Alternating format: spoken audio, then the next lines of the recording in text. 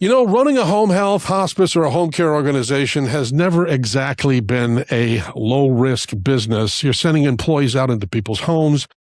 You're caring for vulnerable populations. You're managing vehicles, workers' comp, cyber threats, employee issues, professional liability. I could go on and on. Here's the problem, though. Sometimes the risk that hurts you isn't the one that you were necessarily worried about.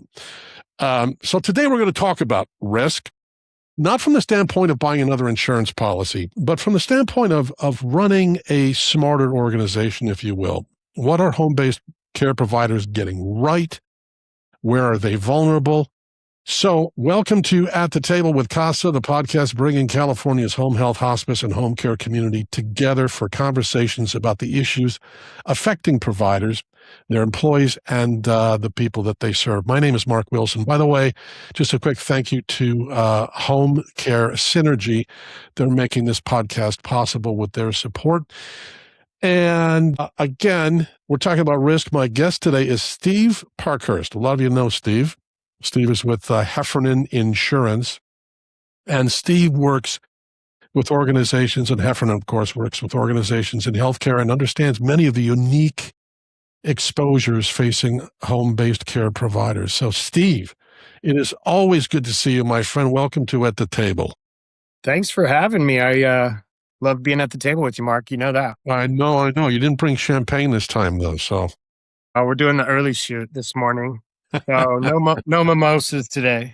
I say that because Steve showed up at the table, the literal table at the CAHSAH conference, and brought some insurance with him, and we were celebrating the anniversary of CAHSAH. So anyway, it was pretty fun, pretty cool. So I Steve, brought some insurance, but I also brought some champagne. Right? Hey, we love both. It was fun. It was a great conference this year.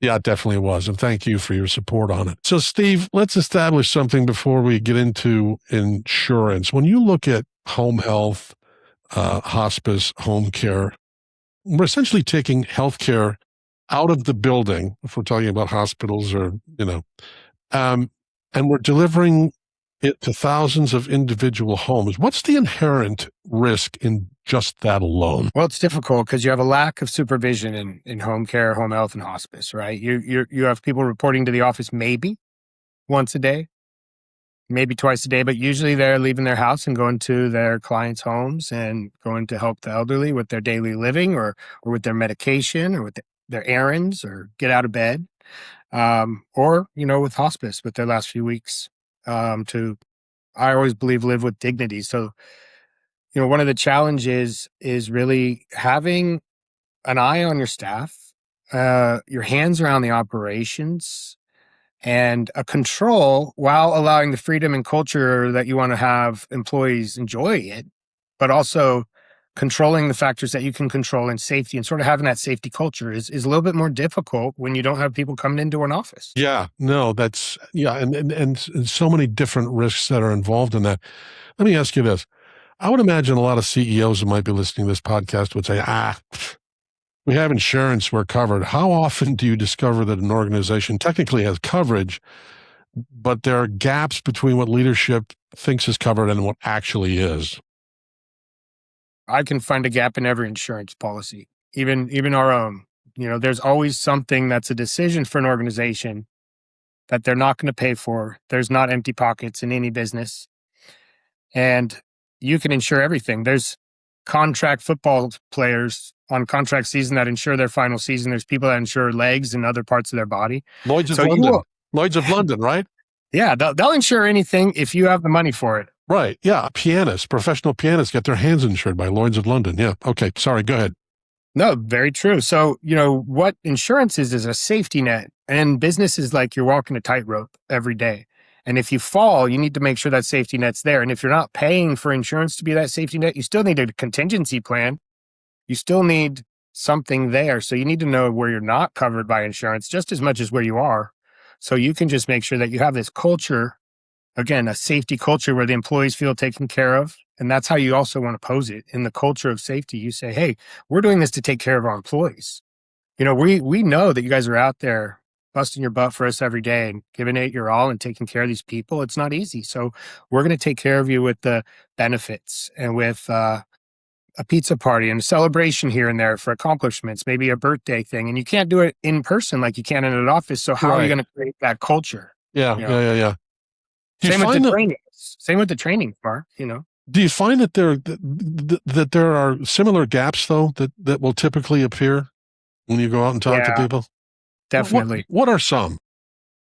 Well, cyber is one that's pretty important. It's one of the top claims these days. It wasn't when I started in this business almost 20 years ago, but it is now. And it's just a good chance that any organization out there is going to get a cyber claim. And so having the forensics come in and having credit monitoring and all those costs that can incur, it's important just to have that coverage in place for that alone. Clicking on emails, any employee can do that. But cyber is just one. Another one's wage and hour. We've seen a big push on PAGA claims. And when you look at employment practice liability, it's for wrongful termination, harassment, discrimination. And so what we have there is one of those sublimits is wage and hour. And that's a PAGA claim that's been trending up very high because the attorneys attack it and an individual acts as a personal attorney general and makes this claim. And wage and hour has been trending very highly. So making sure that you have some wage and hour coverage, it's for defense only, but that's also a place that you want to be aware of. Defense only means they're going to pay for the attorneys, but not for the money that you maybe owed your employees for not checking out on lunch at the right time, or maybe you were rounding down instead of up on the clock. Stuff as simple as that are cases we see a lot with these wage and hour. Let me ask you, just in terms of wage and hour, and how important are written policies and documentation when it comes to that kind of stuff? I mean, you can't stress it enough, really. Okay. Because when they're going to put a suit, you need the documentation, and if they have some truth to it, there's probably a third party. If you have some sort of log in and log out administration on the phone, maybe for your people, for your employees. Yeah. So documenting that and making sure that you save all of that is key. Okay. Go back to cyber for just a minute, because I don't think we could spend too much time on that because it's so important these days. Is ransomware still the major concern? Or, I mean, I know employees get caught. I mean, to be honest with you, I've a couple of times myself been victim to the phishing thing. You click on something and it looks so realistic. I mean, I just about did that the other day. I got something from the government that looked completely official, and I for a second I held back, and I'm like, I don't know about this. And sure enough, but is it ransomware, or where are the other vulnerabilities in cyber? I know a lot of people with AI now are putting things into AI, and it might be really important information, and that, maybe they shouldn't. So can you get a little bit more into the cyber stuff? It changes every day, Mark. This world we're in, technology.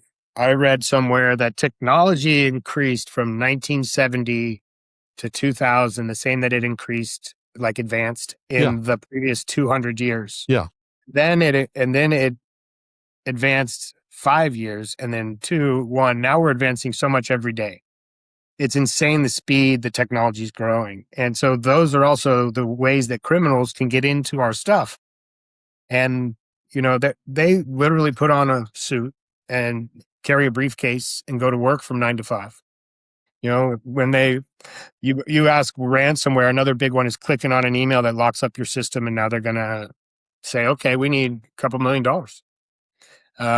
And then we'll give you your information back. And then you got to scrub all your information, make sure there's no more bugs in there. If you have personal data, all those people need claims monitoring, credit monitoring. And so, that one click of an email from just somebody that thinks it might be from you, Mark, asking about a podcast, click this. This has a couple topics I thought about, but it's not you. Yeah. It's Mark Wilson at blah, blah, blah, blah, Yahoo, So that's how a big one too. Those clicks, the emails, locking up the system. And it's also about getting back online and really getting your company back up and running. And depending on the data you have, this can take a week to a month.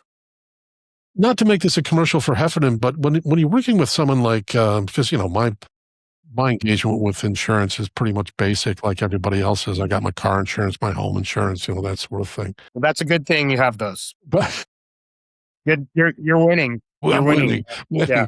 But I'm saying that this is a whole different level when you're talking about healthcare and particularly home-based care, because again, of the inherent risks. But as an insurance company, do you provide some sort of training for people? Like, okay, here's really what you need to know. Well, there is a lot of education. There's some platforms. Well, you asked if we do it. Yes, we do. So we've actually seeing this trend with our healthcare niche practice and some other. It's not just in a specific niche. This is not just healthcare. You're talking about hospitality, restaurants. Think about how much they clock in and out. Nonprofits have a lot of hourly. I'm very familiar with the nonprofits segment as well, and they have a lot of hourly employees. So clocking in and out. It's kind of those industries that you're going to have those. So there's a lot of webinars. We've done a few with Hugh Williams, who's a fantastic attorney and professional partner at her firm. And there's some others out there that are being done as well. Also, in a lot of the platforms, you can find trainings. So there's some trainings that you can do yourself or offer your employees.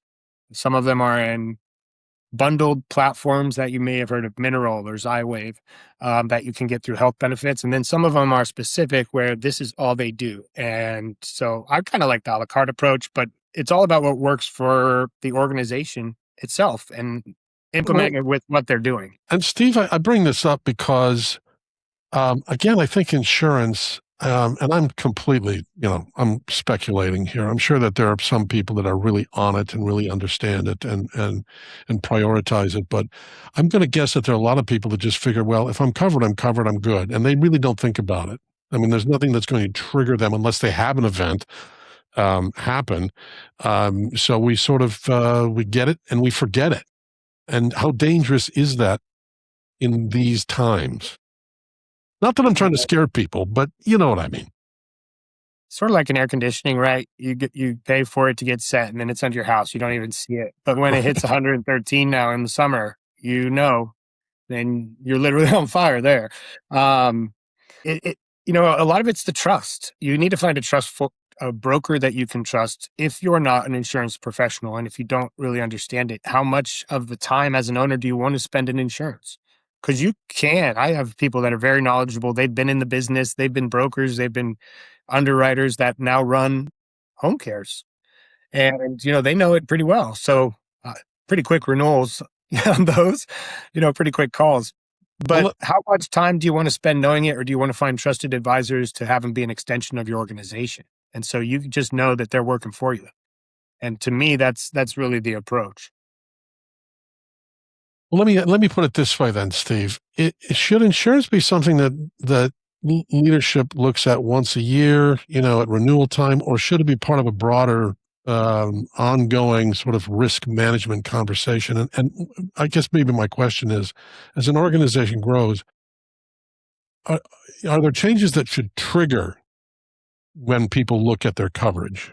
Like a new service line or new technology, maybe even something as simple as increased revenue.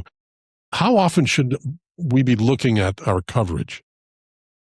Well, we'll just say, let's say a stable company that's not looking to grow. First off, they're going to look at it at renewal because they're going to have the information that they have to decide and sign off on. They should probably have a call with about 90 days ahead of that, 120, 90 days. So about 3 months ahead of it, just to figure out what they want to do on their renewal, right? What if you're going to be doing something else? You need to communicate with the broker. Oh, we're thinking of going into hospice now. You are. Let me talk to me a little bit about that. How many people, so if you're going to look at something, you want to have that conversation 90 days out. It's also good to do a check-in mid-year,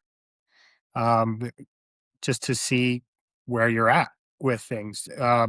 Some policies can be audited. Some policies are not auditable. And what they audit is their exposure that the price is based on. So you might have employee count for employment practice liability. You have number of autos for that, and each auto is rated individually. And then you have revenue sometimes, or payroll for work comp, right? So depending on that, you want to maybe look at 6 months in to say, okay, are we trending where we thought? And if you're not, might be a good time to just check in too. Your broker's probably going to reach out to you and check in around 5 to 6 month period after renewal anyways. So when your broker gets in touch with you, don't go, "Ah, crap, I got to talk about insurance." This should be something that you welcome. We're talking about building a better organization, not buying more insurance. And I think I want to make that, again, I'm not an insurance guy. I don't have a lot of, experience with it other than my own, like I say, my home and my car and whatever, my life. Um, and there's sort of that thinking that, oh, the insurance salesman, I got to, no, this is an extremely important part of your day-to-day life. Sometimes vendors, a 4-letter word to some of us over on this side of the fence. I'm not the only one, but we like to be partners, and really, that's what we try to be, is an extension of your organization. And what you're talking about, though, Mark, is how much time do you spend on insurance versus marketing versus training versus That's what I'm saying. And so there's ways that you can expedite all that too. You don't want to spend too much time. And so really looking at right now, the main keys, you're going to renew your general liability and professional liability. That's one policy, possibly 2 policies. You're going to have your auto, crime, your bond, workers' compensation, and possibly property, office. And I do this because it's property. If you turn it upside down and shake the house or the office, everything that falls out is business, personal property. So I just have a tendency to do that when I say property. And then you have to kind of look at the employment practices on the detail of that coverage, because some of them are pretty basic. But what insurance does is say, every policy says you're covered for everything, and it excludes everything except this little sliver of auto or this little sliver of property. So it's important to understand what's excluded on the policies, but that's very hard if you're not in the business. Yeah. Okay. Let me, before I do anything else here, Steve, let me stop down for just a second here to thank our sponsor for today's podcast, Healthcare Synergy. Running a home health or hospice agency today isn't getting any easier or any simpler. And that's why providers turn to Healthcare Synergy. For more than 30 years, Healthcare Synergy's helped agencies operate more efficiently with powerful EMR technology, clinical services, billing, and revenue recovery, and the expertise to help you navigate an increasingly complex healthcare environment. Keep this in mind, folks. Technology is important, but having the right people behind it matters too. So, Healthcare Synergy, thank you for your support of today's podcast.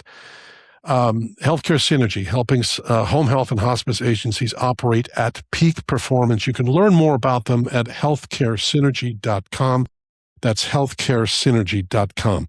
Okay, Steve, let's take a scenario where something goes wrong. Let's say I'm running an agency and something happens tomorrow. It's an accident or a patient incident, a lawsuit, a cyber attack, an employee allegation, any number of different things that can happen, which is why you need insurance. What's the first mistake organizations make after an incident?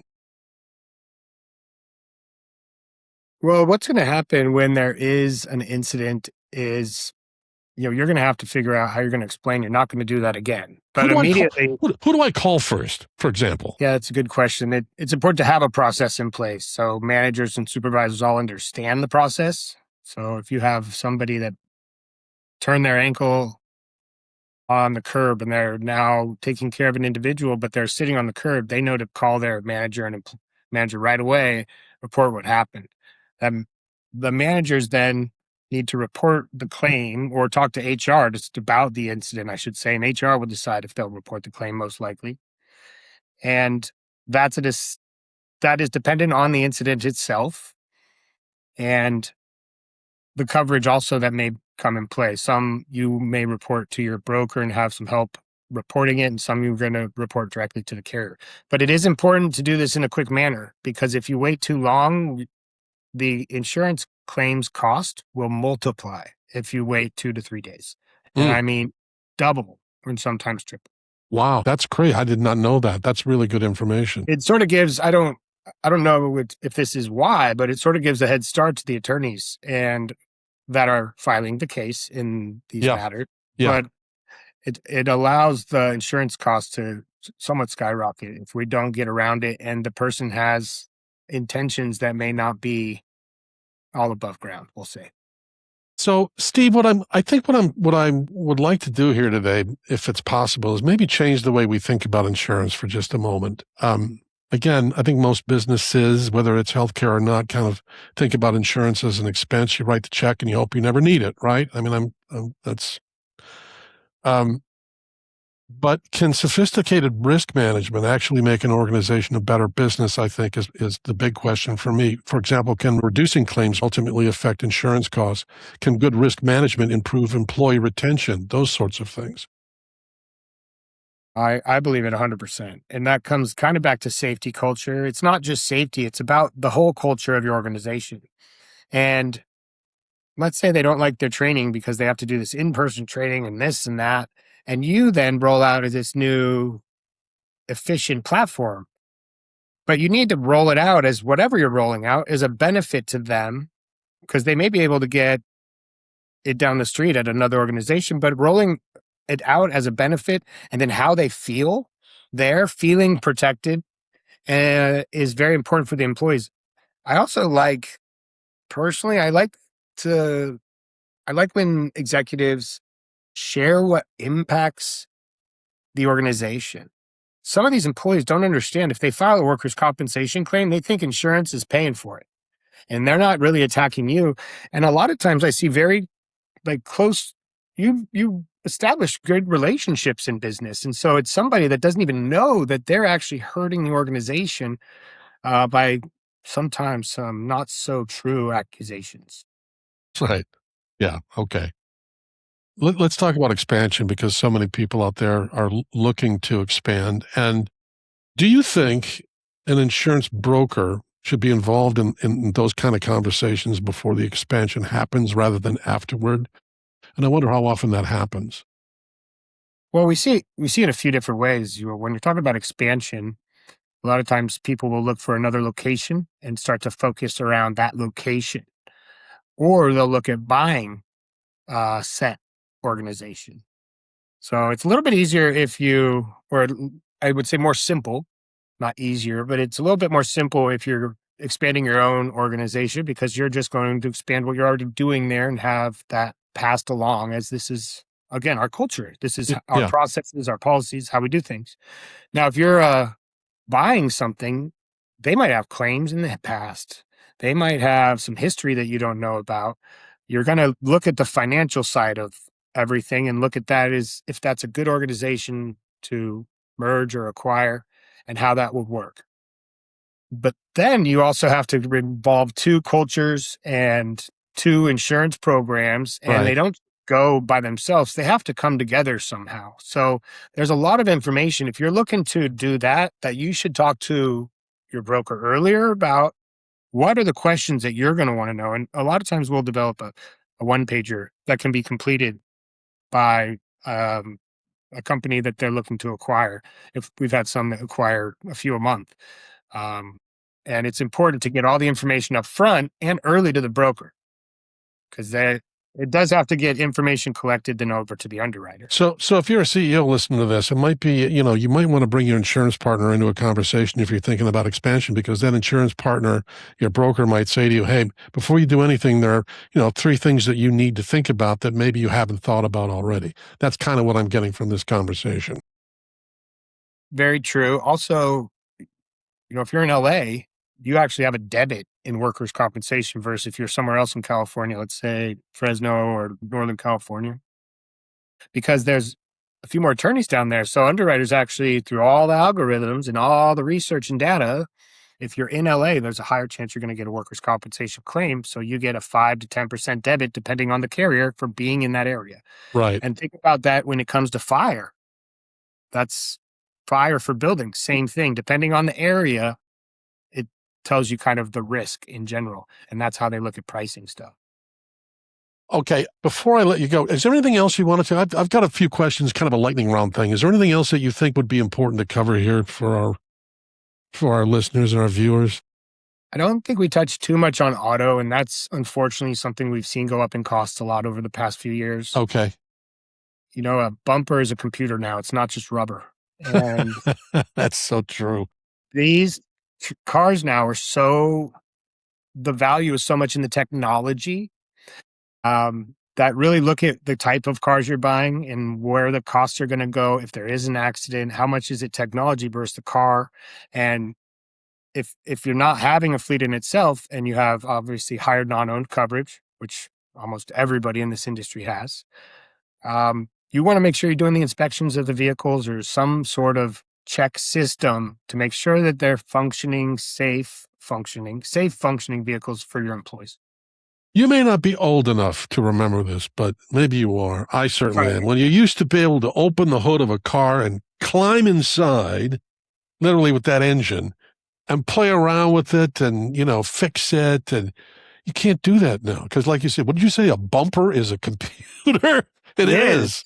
I mean, it's got sensors and camera. The camera might be up a little bit, but it's pretty crazy nowadays. Yeah, I don't think you're old enough to remember that. Okay, can we do the lightning round?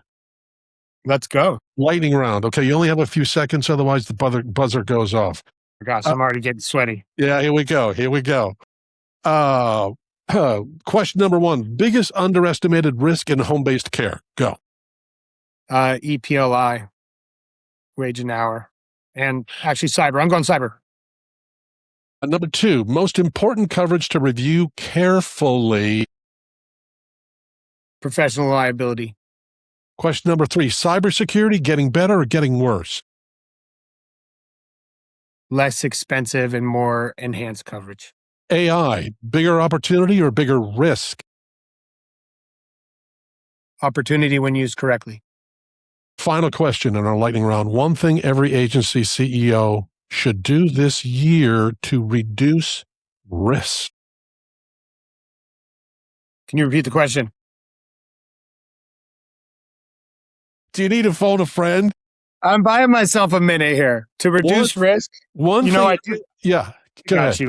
I do believe it's reviewing the policies and checking for the coverages that we talked about, because those are trending, and just understanding your position in the market, how you're projecting your organization in the hot buttons and the trends that are getting kind of attacked right now in your industry. For organizations like yours, keep an eye on those. Okay, good. See, you did great in the lightning round, Steve. You were I had fantastic. to buy some time on that last one, though. I was getting nervous. And I think we managed to make, if it was possible, insurance kind of sexy today, if you don't mind me saying. I don't mind you saying it at all, All right, Steve, listen. I don't think many people say that, Mark. Well, if we can learn a little bit more about it. And here's what I like about this conversation, Steve. And, because we can talk about insurance and people go, oh boy, we're going to talk about insurance. No. This has not been a conversation about insurance, I don't think, as much as it's been about running a better organization. And I think that maybe that's something that people really need to think about. Again, insurance is insurance and not very sexy. Because insurance is what helps you protect things when things go wrong. But risk management is about trying to keep it from going wrong in the first place. And I really enjoyed that part of the conversation today. And in home-based care, where employees are working independently in people's homes and patients are becoming increasingly complex, technology is changing rapidly, and California's regulatory environment continues to evolve, as we all know. The conversation is becoming more important, not less. So, Steve Parkhurst, thank you for providing some light on the subject. We could probably spend another several hours talking about it. But thanks to you and Heffernan Insurance for participating today. So thank you for being at the table. Can I just give a shout out to Synergy also? We've co-hosted a lot of fun stuff at CAHSAH over the years, and I think we've both been there for 30 pretty much too. And, we love our Synergy folks over there. So yeah, it's fun to be on when they're sponsoring too. Thanks for everything, Mark. Thanks for having me. Not at all, my friend. Yeah, thank you to Healthcare Synergy for their support for At the Table with CAHSAH. And like Heffernan, both of you, for your support for home-based care across California. It is much appreciated. So check out Healthcare Synergy at healthcaresynergy.com. And Heffernan, where's Heffernan? How do we get a hold of you? Well, you can email me, Steve P. I'll take any emails direct. Steve P, as in Paul, at HEFFINS.com. You may know somebody from Heffernan. There's about 6 of us on the CAHSAH team. And you can also get to us at HEFFINS, HEFFINS, like insurance.com. Yeah, just a personal note. It's a great organization. I don't know what it is about your people, but you must have just one hell of a great culture at Heffernan, because they're all really great people. So we appreciate you. Well, I don't talk about culture because I did learn it here too. So Yeah. I mean, and I see a lot of it working with different members. So I get to see behind the curtain of so many, and I really don't take that for granted. I try to learn as much as possible. Yeah. Okay. Thank you, Steve. Appreciate it. And thank Mark. you to everybody who listened or watched today. If you're involved in home health, hospice, or home care in California, make sure you follow At the Table with CAHSAH on Apple Podcasts, Spotify, and YouTube. You can like us and share us. Even if you don't think this was good today, or you hate our podcast, share it anyway. Like it, even if you don't. We could use the help. My name is Mark Wilson. Appreciate you all. We'll see you next time at the table.